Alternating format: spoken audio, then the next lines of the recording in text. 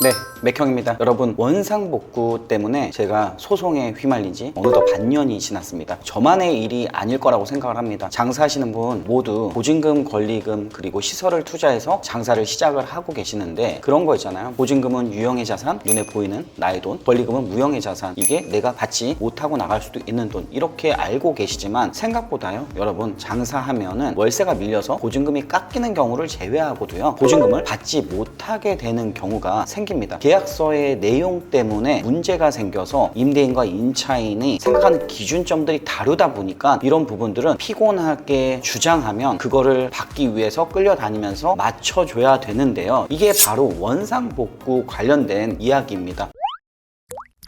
저는 21년도 코로나 시기에 조그만한 상가 배달용 아이템을 하기 위해서 10평도 안 되는 1층의 공실 상가를 임대받아서 치킨을 만들어서 도전을 했는데요. 장사는 곧잘 됐었는데 확실히 배달로 하다 보니까 수익성이 좋지 않았어요. 그래도 이왕 시작했으니까 열심히 해보겠다 해서 이제 장사를 하고 있었죠. 영등포 시장 쪽에서 장사를 했었는데요. 기간이 21년 7월에 시작해서 23년 7월에 1차 계약 기간이 끝나고 1년 정도 더 연장을 해서 월세 계약서를 다시 썼습니다. 생각보다 가게를 양도양수 하려고 하는 사람들이 없었어요. 왜냐면은 주변이 워낙 다 공실로 많이 있었고 그러다 보니까 굳이 권리금을 주면서 그 자리에 들어오려고 하는 사람이 없었습니다. 그래서 2달 전에 상가 분양주에게 문자와 유선으로 통보를 했고요. 이제 보증금만 받으면은 다 끝난다고 생각을 했습니다. 그런데 이제 우리가 알고 있는 원상복구 때문에 문제가 생겨서 이렇게 소송을 진행한 지 어느덧 7개월이 넘었고요. 며칠 전에 남부지방법원에서 조정을 가름하는 결정문을 받았습니다. 물론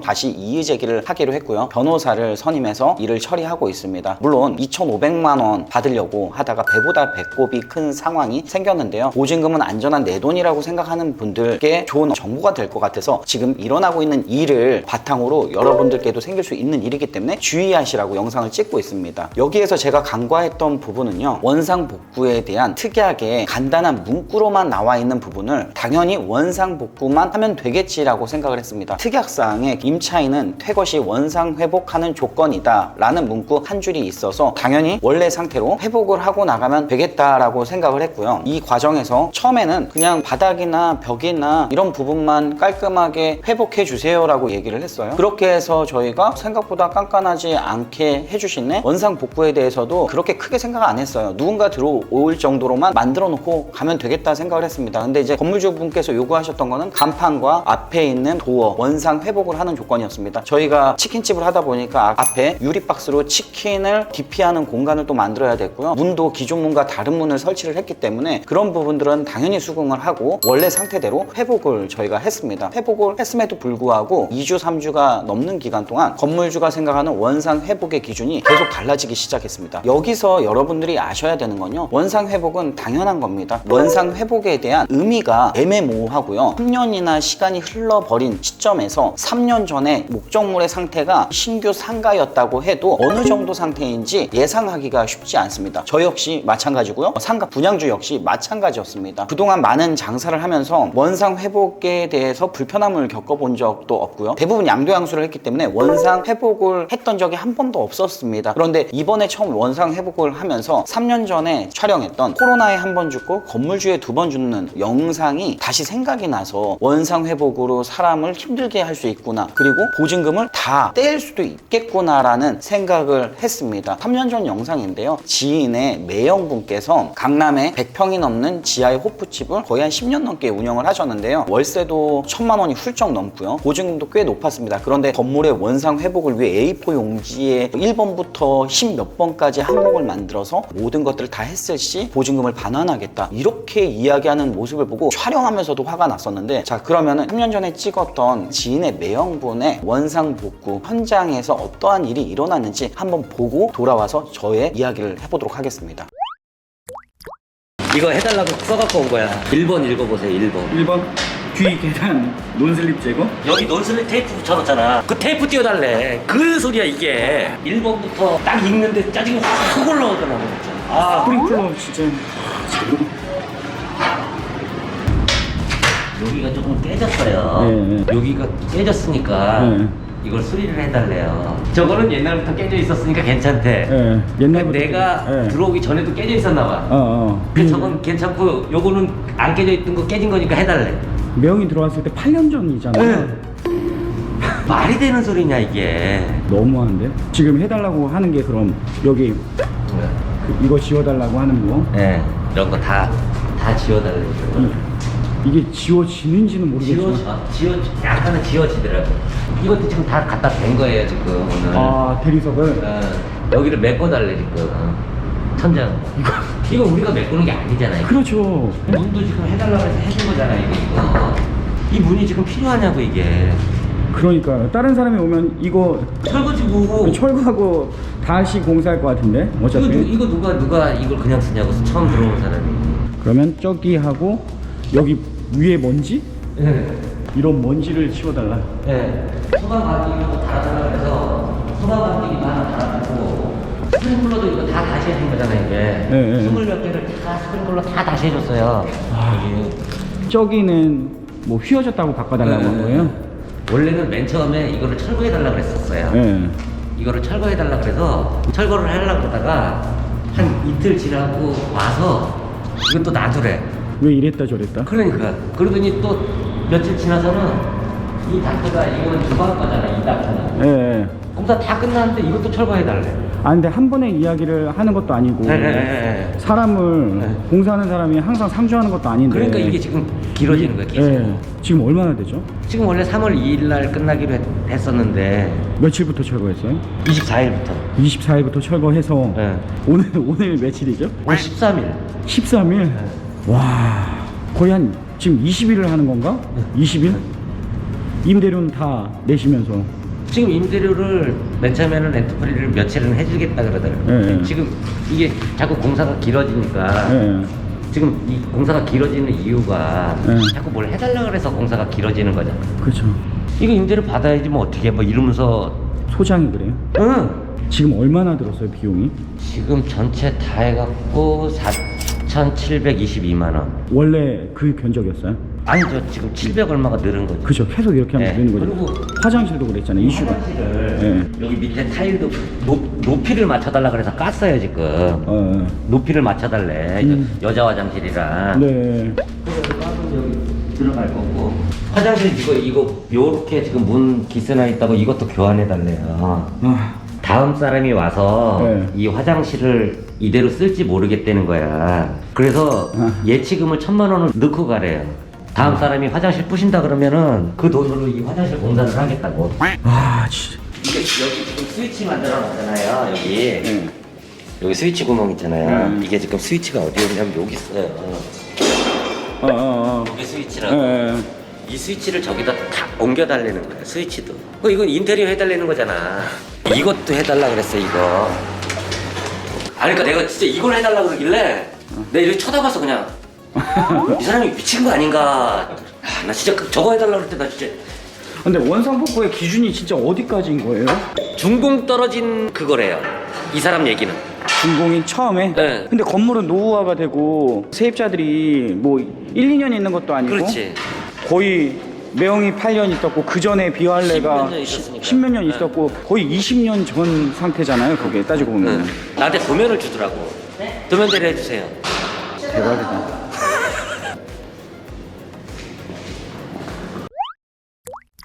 지금 제가 이 일을 겪으면서도 보증금 받기 위해서 불필요한 소송도 해야 됐고 그리고 건물주와 불필요한 말도 써야 되다 보니까 심적으로 스트레스를 많이 받더라고요. 그래서 이런 일들이 생기지 않기 위해서는 여러분들이 꼭 계약서에 적어야 되는 특약이 있습니다. 단순히 적으면 안 되고 구체적으로 적어야 됩니다. 제가 이번에 변호사 그리고 행정사분과 이야기를 하면서요 또 많은 것들을 배우게 됐습니다. 그리고 유튜브에 원상 회복 관련된 영상들을 많이 찾아보면서 한편으로 답답한 부분들도 알게 됐습니다. 일반적인 변호사나 이걸 알고 있는 분들은 너무 쉽게 원상복구에 대한 내용을 이야기하고 계시더라고요. 대부분 판례까지 갈 필요도 없다라고 이야기를 하시고요. 들어올 때 기준이라는 말을 하는데 이 말 자체가 몇 년 지나면은 정말 애매모호한 말이 되거든요. 그런데 변호사분들은 그냥 그 기준 시점이 되면 된다. 예를 들어 신축 상가 같은 경우는 신축 상가의 그 모습 그대로 하면 되고 권리금을 내가 주고 들어갔다라고 하면은 승계받은 사람이 승계받은 날로 말로부터의 기준점이 돼서 그 시점의 상태로만 돌려주면 된다. 그런데 여기에 특약으로 이전 임차인과의 원상 회복 의무를 승계한다라는 특약이 있으면 이전의 임차인이 신축 상가에 들어와서 한번 장사를 하고 나한테 양도양수를 하고 나간 시점에서 특약이 있으면 진짜 신축 상가처럼 해야 되는 의무를 가지는 거죠. 그래서 단순히 계약서를 보면 원상 회복한다 이 한 줄 문구만 딸랑 있어요.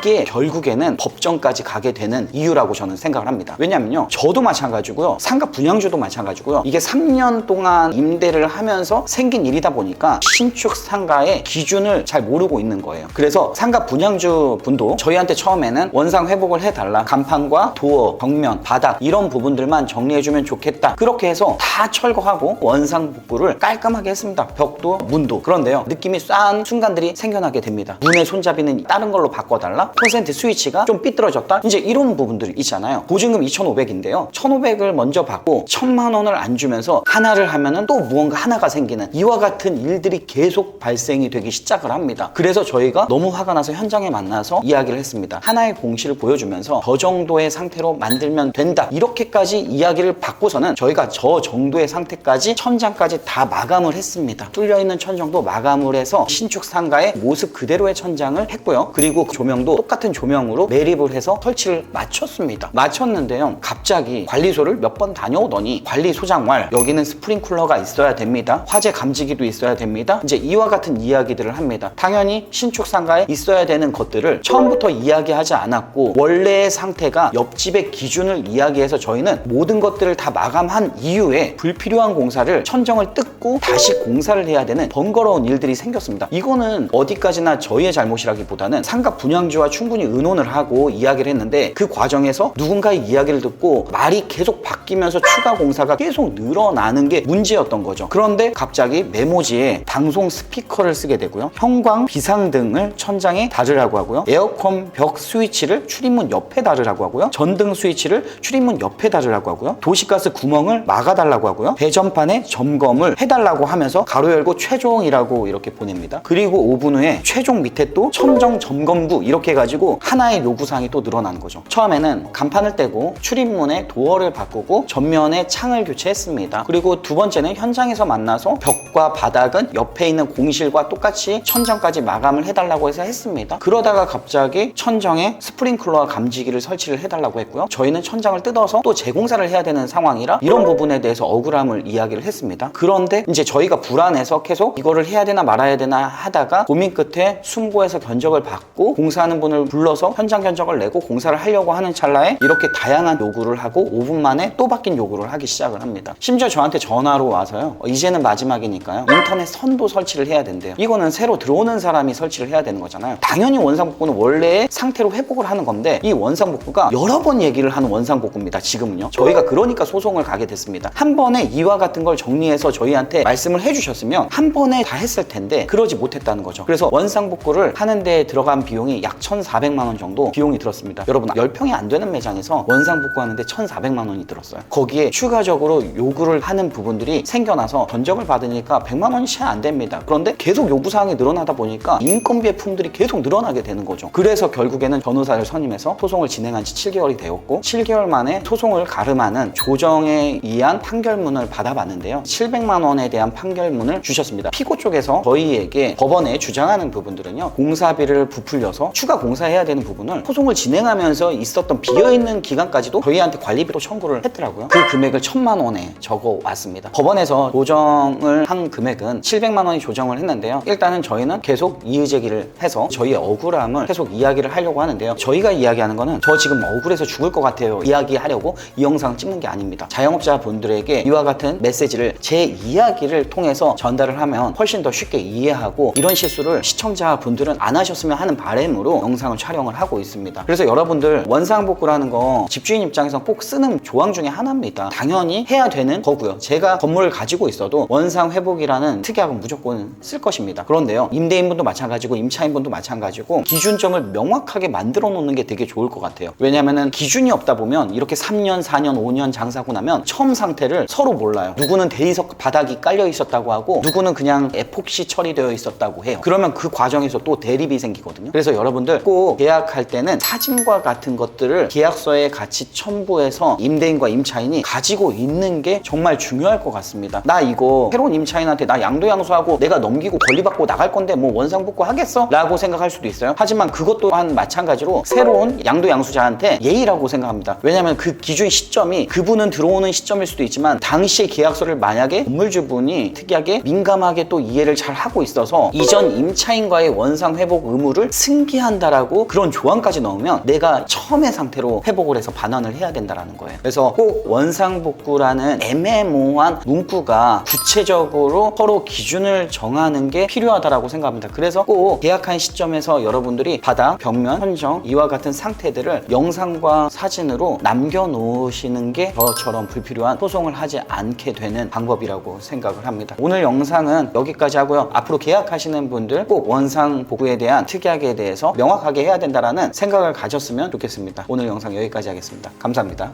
끝.